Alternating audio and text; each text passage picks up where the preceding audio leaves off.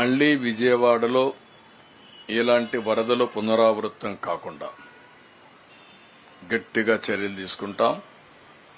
Budameru operation start అవుతుంది. దాన్ని ఏ విధంగా చేయాలనో చేసి భవిష్యత్తులో ఏమాత్రం ఇబ్బంది లేకుండా చేస్తాం. క్వశ్చనే లేదు. ఇంకా ఇది మంచి పద్ధతి కాదు.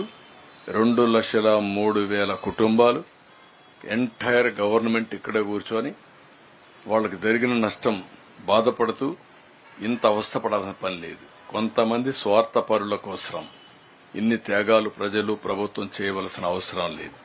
ఇది taxpayers money and also వాళ్ళ లైఫ్ లాంగ్ ఎర్నింగ్స్, జీవిత కాలంలో కూడగట్టుకున్న డబ్బులన్నీ పోయే పరిస్థితి వచ్చింది. అనాథులైపోయే పరిస్థితి వచ్చింది. కొంతమంది స్వార్థపరుల కోసం, కొంతమంది ల్యాండ్ గ్రాబర్స్ కోసం, కొంతమంది పాలిటీషియన్స్ కోసం. I can say very clearly కొంతమంది పొలిటికల్ సపోర్ట్ తో విచ్చలవిడిగా చేసే పరిస్థితికి వచ్చారు. దీన్ని ఎట్టే పరిస్థితిలో ఉపేక్షించాం.